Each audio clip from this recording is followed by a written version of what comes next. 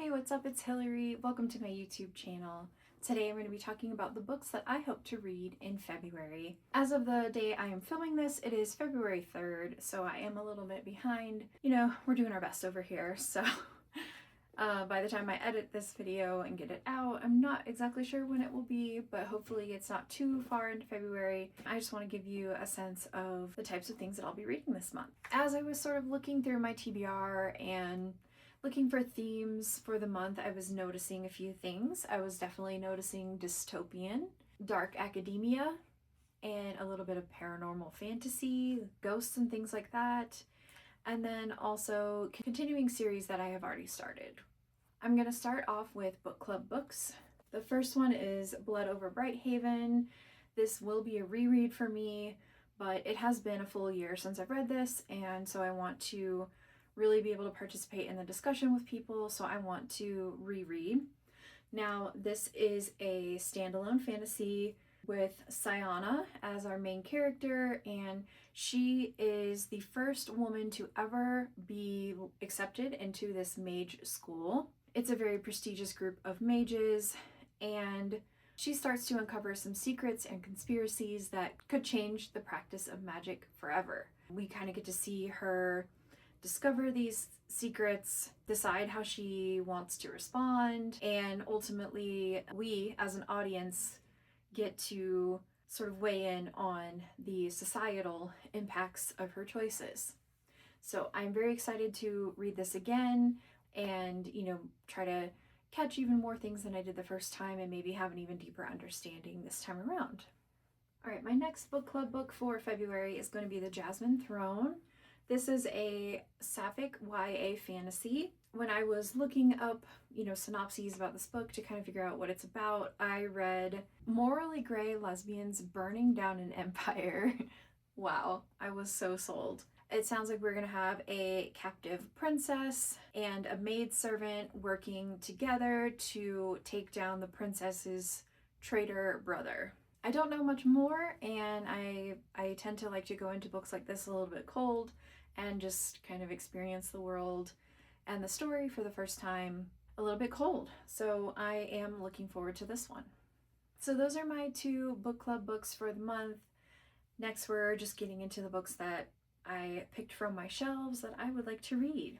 The first is Ace of Spades, which is a YA dark academia thriller that delves into the heart of institutionalized racism. The synopsis says, someone is out to get them both, and they're planning much more than a high school game. So we've got our two main characters who are students at this high school, sort of like a prep school or a more prestigious school, and somebody starts revealing some of their dark secrets to the rest of the school, and it's sort of unclear why two students in particular are being targeted, but they are two Black students in a predominantly white school.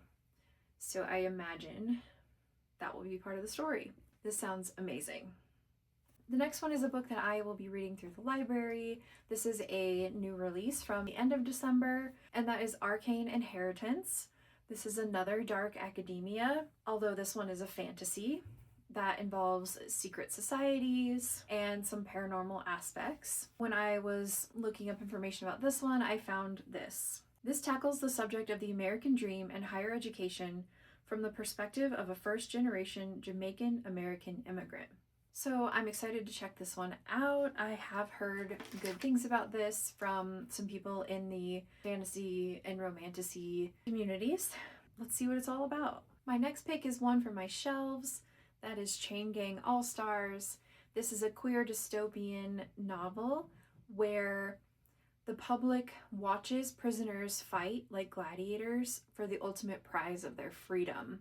Now that sounds pretty messed up, and I'm into it.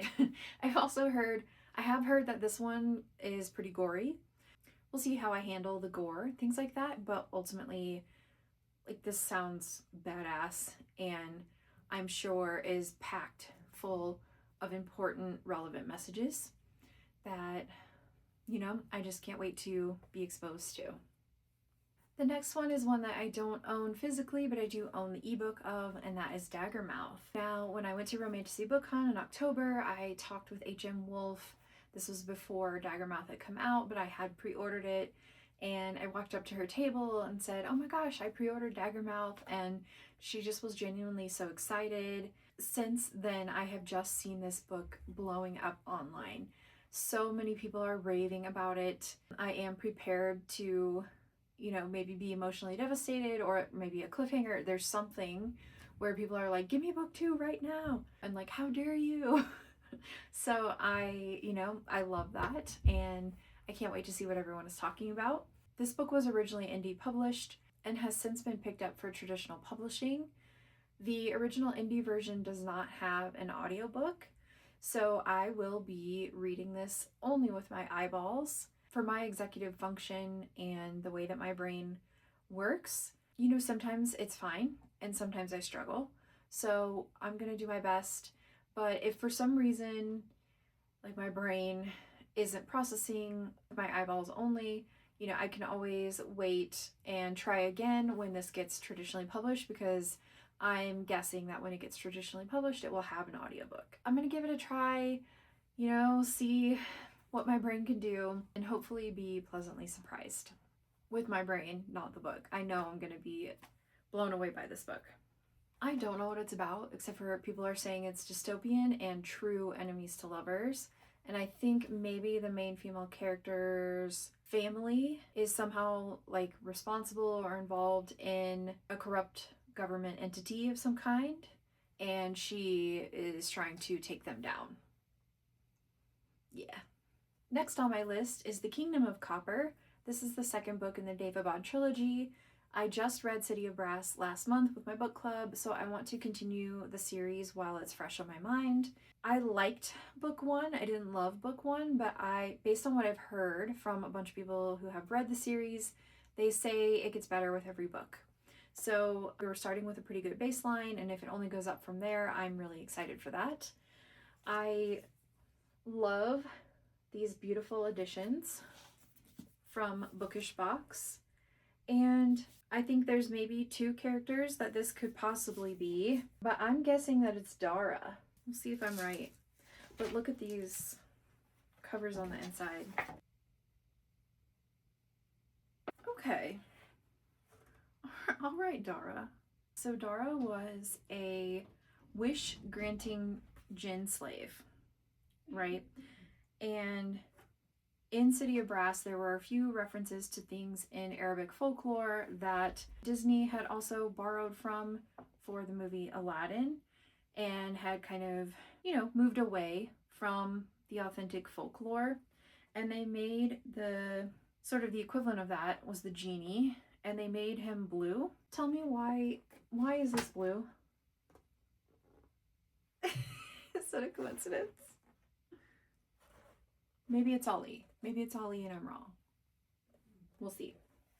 Next is another book from my shelves, Monsters We Defy. Fun story, I got this in a book swap when I went camping with one of my book clubs this past summer. I'm excited to finally be digging into this. This is about a woman who can communicate with spirits and has to assemble a ragtag group to pull off a daring heist to save her community. And this is set in 1920s Black DC. So in general, it's a Prohibition era heist/fantasy set in Black DC. I think that sounds so good. I love a good heist, and Prohibition era can be a really fun time when it's used as the setting for a book. So I think I'm really going to enjoy this one. Okay, the last book that is on my official list for February is Skate It Till You Make It. This is a book that is coming out on February 3rd. Oh, that just came out today. It is a contemporary romance. The main female character is an ice hockey player who is heading to the Olympics to play with her country's team. And the main male character is a photographer. Now, they cross paths initially on New Year's Eve and play a little bit of a game with each other. They think they're never going to see each other again. And so they play a game where they tell each other their deepest secrets or things that they might be ashamed of, and the other person is not allowed to judge them. So they're sort of sharing some big secrets with each other and, you know, kind of exposing the sides of themselves they would normally hide if they were on like a first date or meeting someone where they thought there was a potential for something in the future, and end up sharing a kiss on New Year's Eve.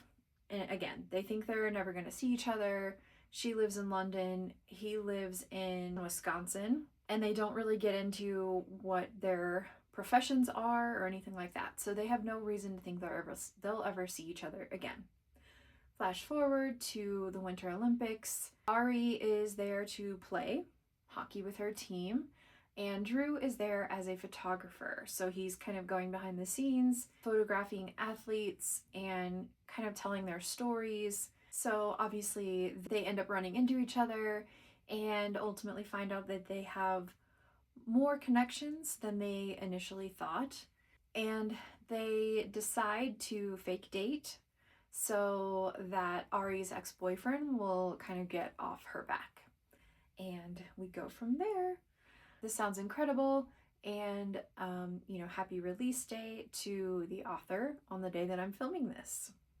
Alright, so these are not on my official list for February, but I want to add these as maybe bonus items, optional bonus items, and these are graphic novels by Congressman John Lewis about the civil rights movement. And so book 1, they're all titled March. Book 1, Book 2, Book 3. So here's the cover of Book 1. With March, Congressman John Lewis takes us behind the scenes of some of the most pivotal moments of the civil rights movement.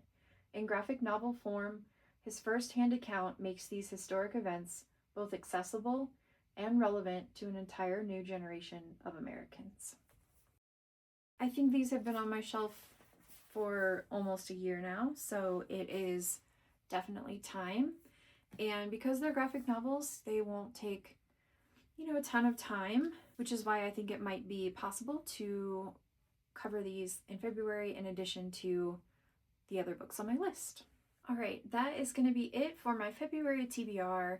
Wish me luck as I try to read all of these books in the month of February. Let me know down in the comments what you're reading in February and if any of these books are also on your TBR. I would love to hear from you. Thank you so much for watching. If you're not subscribed already, please consider subscribing to my channel, and I will see you in the next video. Bye!